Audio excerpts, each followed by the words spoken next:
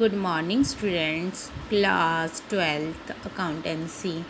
आज हम लोग थर्ड चैप्टर डिस्कस करने जा रहे हैं गुडविल। गुडविल को हम लोग कैसे कह सकते हैं? गुडविल को हम लोग रेपुटेशन भी बोलते हैं।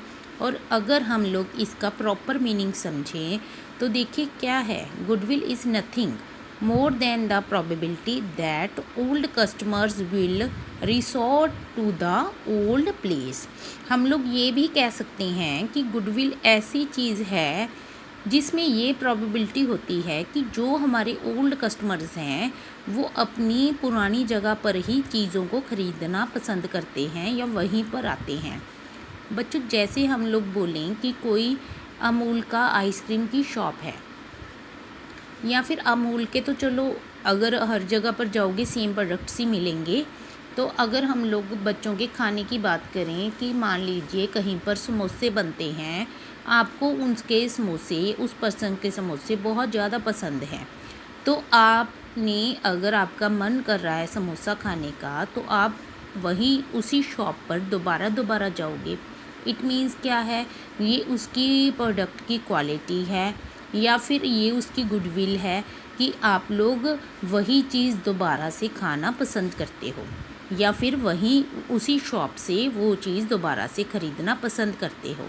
अगर हम लोग फ़ीचर्स की बात करें, फ़ीचर्स ऑफ गुडविल क्या है बच्चों? Goodwill is an intangible asset. ये तो आप बच्चों ने पहले भी पढ़ा है, आपको पता है कि गुडविल क्या है, एक इंटेंजिबल एसेट है। इंटेंजिबल कैसे है बच्चों? ना तो हम लोग इसको टच कर सकते हैं और ना ही इसको हम लोग देख सकते हैं, ये तो सिर्फ फील होती है। ठीक है, goodwill is not a fictitious asset. ये कोई फिक्टिशियस एसेट नहीं है। ठीक है, ये कोई ऐसे नहीं है कि गुडविल तो एक हम लोग बस कुछ फील करते हैं या फिर ऐसे हो सकता है ये एक काल्पनिक चीज़ें हैं कि ये तो नहीं है कि रियलिटी है कि इतनी है या फिर इसकी कोई प्रॉपर मेजरमेंट हो सकती है।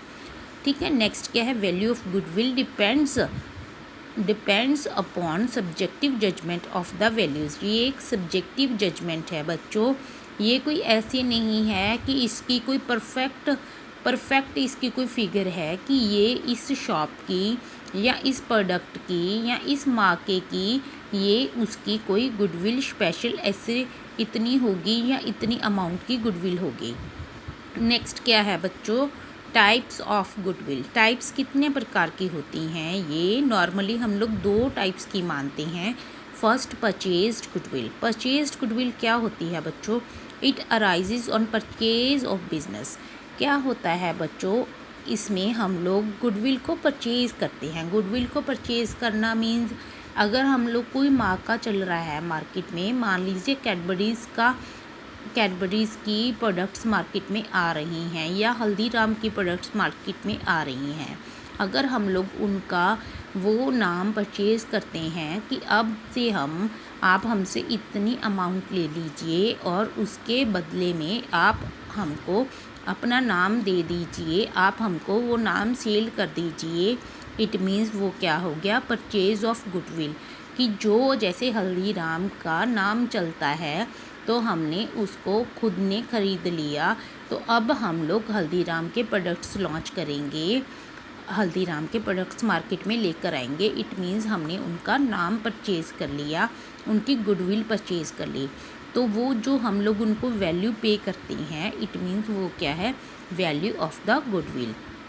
ये क्या होता है बच्चों? It is an asset for the company. ये किसी कंपनी की एसेट होती है और इसको हम लोग क्या करते हैं? डीमोर्टाइज्ड करते हैं। इसमें क्या करते हैं?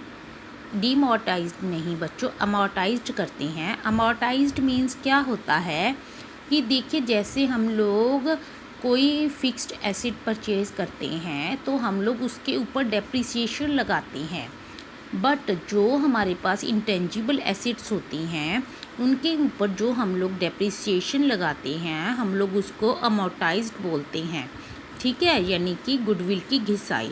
मान लीजिए हमने किसी पर्सन से उसकी कोई गुडविल या उसका कोई मार्का या फिर उसका कोई नाम परचेज़ किया है, तो मान लीजिए वो 1000 करोड़ का हमने परचेज़ किया है। ठीक है, 1000 करोड़ का परचेज़ किया है, तो हम लोग उसकी गुडविल का टाइम 10 ईयर्स मानते हैं।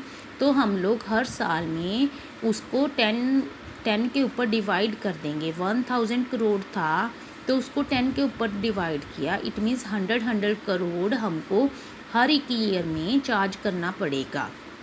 ठीक है, ये हमने 10 ईयर की बात कहाँ से ली बच्चों? ये अकाउंटिंग स्टैंडर्ड्स है।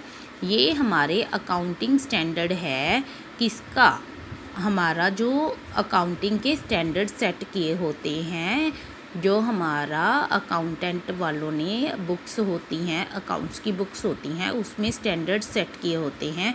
वहाँ पर ये 26 नंबर स्टैंडर्ड पर आता है। ठीक है बच्चों, ये 26 नंबर स्टैंडर्ड पर आता है। ठीक है, अब नेक्स्ट आ गया हमारे पास सेल्फ जनरेटेड गुडविल्स। बच्चों, सेल्फ जनरेटेड गुडविल क्या होती है? हमने जैसे कहा कि हमने 1000 करोड़ में गुडविल परचेज़ की। अब हम लोग कहते हैं कि हम अपनी शॉप खोलेंगे, अपना कोई मार्का लेंगे, अपना कोई नाम बनाएंगे मार्केट में, तो हम लोग उसकी गुडविल देखेंगे। ये होती है सेल्फ जनरेटेड गुडविल, या हम लोग इसको नॉन परचेज्ड गुडविल भी बोलते हैं। इस टाइप की गुडविल को देखिए, इसमें हम लोग क्या राइट करेंगे? This goodwill is not purchased, rather it is created by the efforts of the partner. ये क्या होती है? अपनी खुद की एफर्ट से बनाई होती है। और इसमें जो मेन ज़रूरी बात है वो क्या है कि इसको हम लोग this goodwill is not recorded as an asset in the books. इसको हम लोग एसेट के तौर पर बुक्स में रिकॉर्ड नहीं करते। बच्चों, सेल्फ जनरेटेड वाली गुडविल को हम लोग बुक्स में रिकॉर्ड नहीं करते। ये बात भी हमको कहाँ पर लिखी हुई है? अकाउंटिंग स्टैंडर्ड 26 में लिखी हुई है। जो बातें हमको अकाउंटिंग स्टैंडर्ड में लिखी होती हैं वो हमने वैसे ही माननी होती हैं। आज हमने फीचर्स और टाइप्स किए गुडविल के। नेक्स्ट टॉपिक के साथ नेक्स्ट वीडियो में फिर मिलेंगे। तब तक के लिए गुड बाय।